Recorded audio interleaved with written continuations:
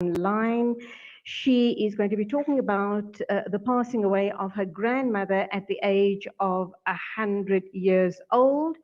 And Rehana is the founder and owner of the Barefoot Facilitator. Um, Rehana and I go back very many years to another radio station, so we are dear friends as well. Assalamu alaikum, Rehana, and from all of us here at Salam Media, our deepest condolences on your sad loss. Walaikum salam, Julian. Shukran for the condolences, and we also request yourself and the rest of the Salam Media community to continue to make dua for Ma. Inshallah, Ameen. Allah accept all duas. Rehana, what is, your grandmother died at the age of 100 years. She was the oldest resident in Lenasia, possibly in South Africa. Tell us a little bit about the legacy she leaves behind and how it shaped you as a person. And the rest of your siblings and the people around you. So, Julie, my granny, was just a phenomenal human being, right up to, taking her last breath. So very much in her mental faculties, very conscious of everything around her. And I think in many ways, the earmark of kind of being associated with her was knowing all the stories of how hard she had worked as a young girl in the fields in India and continued. My aunt, she lived with my aunt and my foy, and my foy is home industry, and my granny until a couple of weeks ago still pasting samosas and doing spring onions and all of that. So I think hard work, definitely, never a complaint, Julie, no matter what she had to contend with in life, was widowed fairly young, lost a son-in-law, a granddaughter, a son.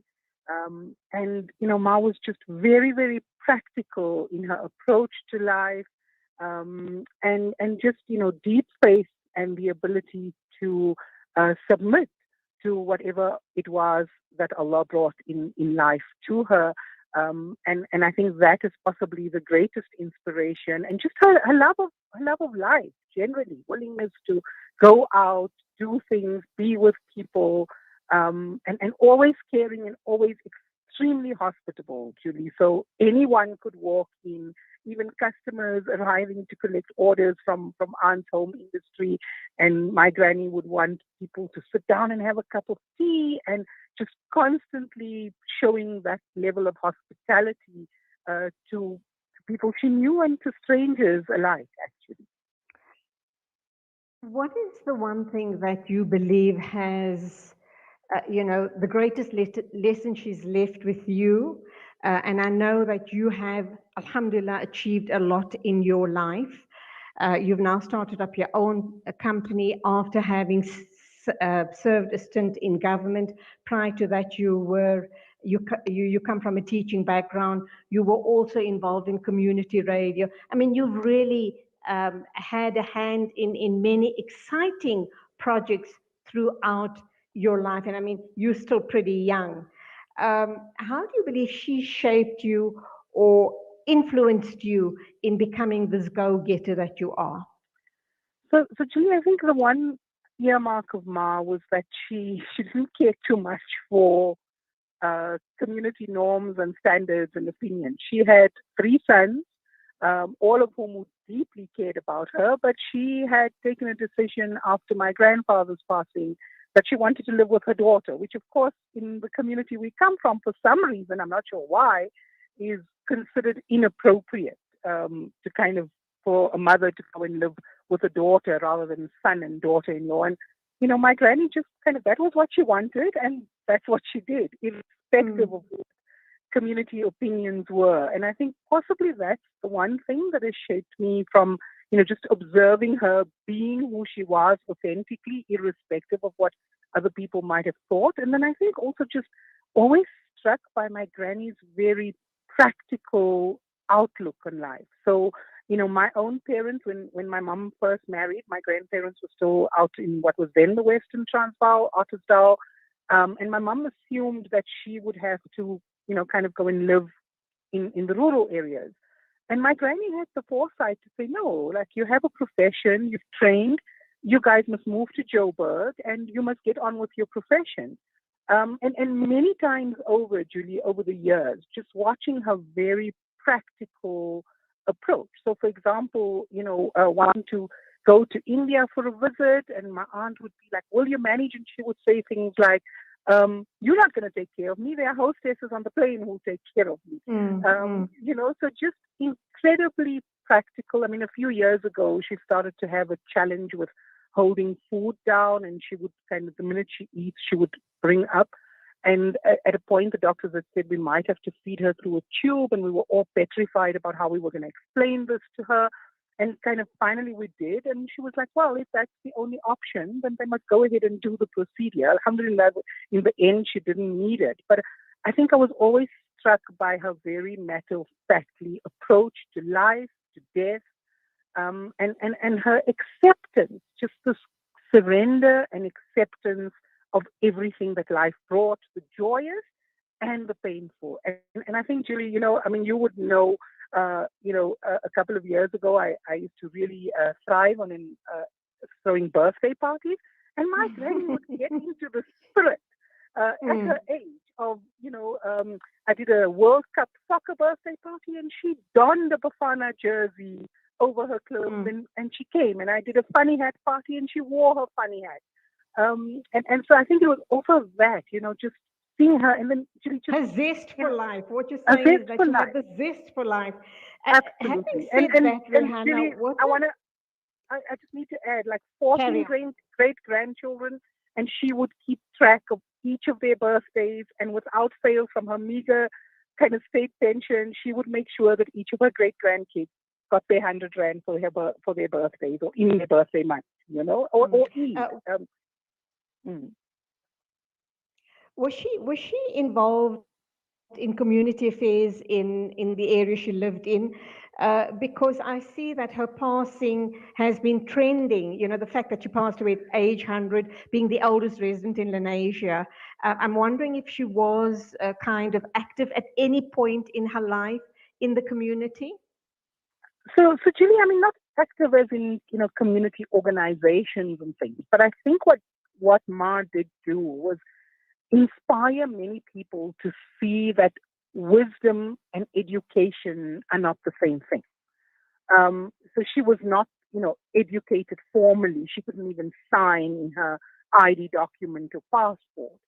But she had a deep wisdom about her. And I think anyone who encountered her just kind of, there was so much to draw from her way of being, just from her absolute presence and way of being, that I think that was an inspiration in itself. And, I think you've summed it up when you've talked of her zest for life, very much there. And just, having been through many, many hardships in life, but never complained, Julie, constantly accepting of her lot and surrendering to whatever it was that Allah subhanahu wa ta'ala had given her. So no, she was never kind of specifically active, although I can tell you, like she would go and vote and, do her civic duty kind of thing, even at her age. I think the one time she might not have voted was the 1st of November because we didn't get her registered for special votes.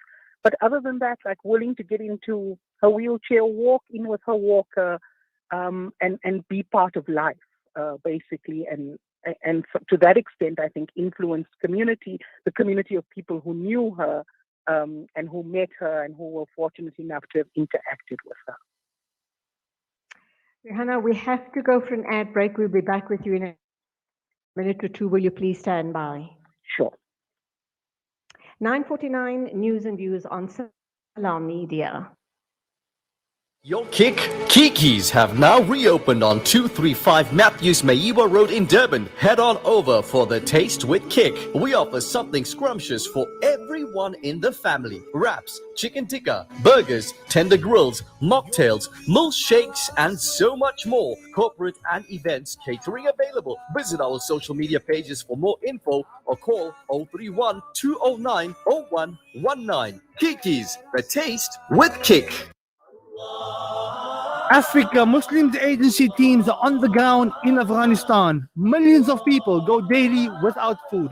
You can heal Afghanistan. Sponsor towards feeding a family at 1,500 in a month or any amount. Visit africamuslimsagency.co.za or call 011 834 8685. Africa Muslims Agency, inspiring the spirit of giving. Approximately 785 million people in this world do not have access to safe, clean water. In developing countries, around 80% of all illnesses are due to contaminated water and poor sanitation. Don't let dirty water end a life. Build a water well in Bangladesh, Malawi, Nepal, Zimbabwe, or here at home in South Africa. Donate to Penny Appeal's Thirst Relief Project to bring safe, clean water to communities around the world. www.pennyappeal.org.za or call 031 1100 573. Penny Appeal. Small change, big difference. What makes Randery Jewelers the optimum place for your memorable gift? Is it our range of exclusive, high-end, luxurious jewellery? Or is it our master craftsmanship of all your bespoke jewellery needs? We believe it's because at Randery Jewelers, we know just how to make your special moments last forever. Whether it's for a wedding, anniversary, or just a simple gift to show your love, trust Randery Jewelers to make it special. www.randeryjewelers.com. Make your moments last forever with Randery Jewelers, the family name you can trust.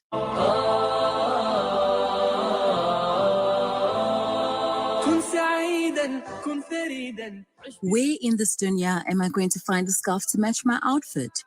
Only at Al Shazia, the scarf specialists. Enjoy a better shopping experience at our brand new premises. Bigger store, bigger ranges, best quality, excellent service, same friendly faces, ample parking. Al Shazia, now at 130 Brickfield Road, U&G Building, Overport, Durban.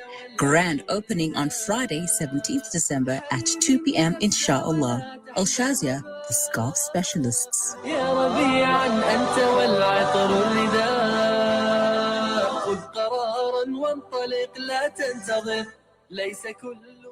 Kids these days are smart, and when you're competing for their attention against their smartphones, you need to make smart choices, like using Sunfoil triple refined pure sunflower oil in every meal you make.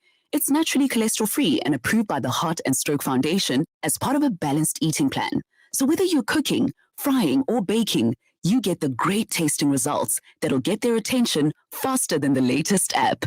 And if that doesn't work, change the Wi-Fi password. Sunfoil. Now we're cooking. Little bare feet on the icy wet ground, a shiver at his lips, mud on his clothes. When he is cold, the hunger is worse, the nights are longer, and the pain is more severe. What if this was your child?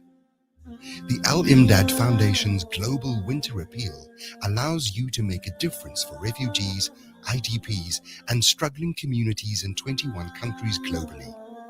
Sponsor a winter pack today for just 600 Rand.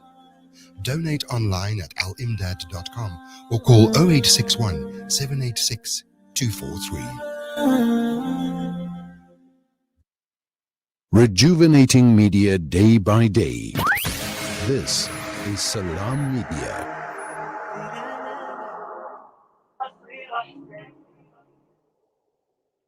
The time is exactly 9:54 a.m. We are talking with Rehana Moosajee. We are talking about her grandmother, Amina Gunduwala. She was one of South Africa's and possibly one of South Africa's and Lenasia's oldest residents. She passed away at 100 years old this past Friday. We're just talking about the memories and her legacy and du'as that Allah subhanahu wa ta'ala grant her the highest stages in Jannah. You know, Rehana, when I hear about the passing of people, very especially older people, oftentimes people make statements like, Alhamdulillah, she led a good life, a full life, a long life. But for me, when an older person passes on, I somehow the other feel that a part of our history has gone with them, has died with them. And for that, I'm very sad. Absolutely, Julie. And I mean, I think for me, I want to go back to the piece just before the ad break around the difference between an education and wisdom through life lived. And I think, for many of our elderly people who leave us, they might not have had the formal education, but I think the kind of wisdom that if younger generations took the time to sit with them, learn, listen, there is that ability to actually draw on that wisdom. And too often, Julie, I mean, I think historically we come from communities where the elderly were revered for their life experiences, but increasingly as we get influenced by a very Western way of being in the world, almost, these old people and we just want to get on with our lives. And I think we lose the ability of the transmission of that wisdom from generation to the next. So Julie, I just want to share with you kind of my illiterate grandmother and her ability to adapt to the situation around COVID and learn to do WhatsApp video calls. And we had her 100th birthday on Zoom, and she came onto Zoom and she spoke. And, my daughter got married during COVID and moved to Norway. And Fahima would WhatsApp video call Ma, and Ma learned to be comfortable with technology at age 98, 99. And I think that for me was such a lesson in what it means to be versatile and respond to changing circumstances instead of complaining about them, just moving with them and responding to them. And it had nothing to do with having a formal education. And for me, I think, it was just that joy of watching someone whose way of being was so instructive to those of us who were around them. Okay, amazing, Rehana. I'm just hearing something. All right, fine. There was an interruption on the line. That is a huge lesson for me because I'm battling a bit with technology. And after hearing that little story from you, nothing's going to stop me now from overcoming the slight challenge that I have, alhamdulillah. I needed to hear this. I just want to kind of, touch on something that you spoke about, and that's the wisdom of older people. And I think this is where we as an Indian community possibly are losing the value of the wisdom of the older people. And I think the African culture is so entrenched in it. I look around in wonderment and I look at all those old gogos in the rural areas. They having to look after the grandchildren because the younger people are going to the cities to work. And they doing these little children a world of goodness. They rearing them with love, patience, and more importantly, with wisdom. And our community is losing out on that beautiful opportunity. We prefer to send our children to a play group or a nursery school or some such thing. So Ginny, I mean, I think, I've just completed reading Rosina Teba's A Home on Foster Avenue.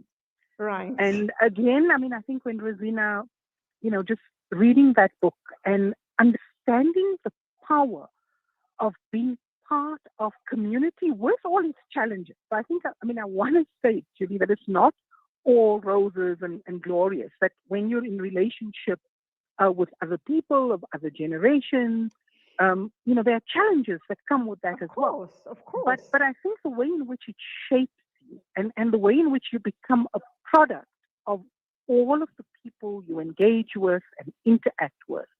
And for me, I was blessed to have many moments with Amina Ma, including kind of 4 years ago, Julie, on 2nd of Jan, just Ma and I, we decided to head off to Walter Sisulu Botanical Gardens. And I left my granny completely comfortable.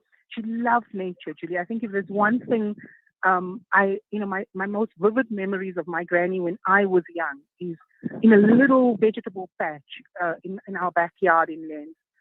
She would plant all kinds of vegetables, and the joy she and my grandfather would take from harvesting those vegetables and cooking them. And I think my own love of nature must come from just watching them and the joy that they took from the natural environment. And I mean, I have a friend, you're talking about African culture, and he would often relate to me, and Zwana would tell me about his grandmother who would grow produce looking at the cycles of the moon. And, and the kind of wisdom around that. But at the time, they would laugh at her. I think of, my late ex-husband, Salim, who used to talk about his grandmother and the fact that she was fluent in 5 languages, but because she didn't speak English, people called her illiterate. Or she didn't read in English, people called her illiterate. And I think there's a lot. Right. And Julie, of course, I think it's also, it's very topical in South Africa, where there's this push around, old people get out of public service, make space for young people. And of course, I believe in the importance of young people shaping things. But I think we forget that we all, actually, if Allah spares us, are going to get old. And just the way in which we treat the elderly is how the next generation will relate with the elderly. Spot on. Absolutely important point, Rehana. And in closing, what I also need to say is it's not only in South Africa. I've picked up this trend all around the world that young people are so impatient with the older generation, and they almost seem to feel that the older generation is encroaching and has taken up their space. They feel that older people have become obsolete, which is very sad.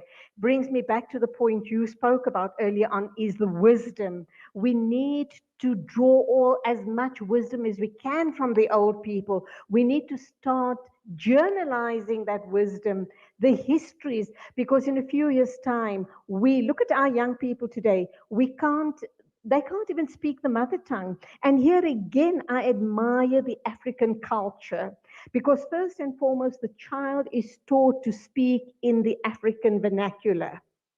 And then they start learning to speak English and other languages. What do? We are too pro-Western, and we have even, we've lost our mother tongue. We've lost Gujarati and Memon and Cockney and Urdu, etc., etc., etc. You may find it in certain homes, but by and large, the majority of our youth don't even know how to speak our language. And Julie, I think it's our generation that's culpable. I would speak Gujarati to my grandmother because she wouldn't laugh at me, right? But I never taught it to my children. So the one who's culpable in this is me. But I think, obviously I think language is integral to self-definition. But once again, I think there are values that imbibe from generation to generation. And my interest is really Rehana, I'm really sorry to cut you off there, but I have to wrap up. I've run over time. Okay, shukran, Julie. It was fascinating talking to you. Once again, sabr to the family and Jannah for your grandmother and all marhooms, inshallah. Till the next time, salaam alaikum to you. Wa alaikum salam. Shukran, Julie. 4:10, a big thank you to my producer Nasreen. Thank you for your company. Do remember all of the protocols. Till tomorrow at the same time. Assalamu alaikum and Khuda Hafiz from me, Julie Ali. Breaking stereotypes.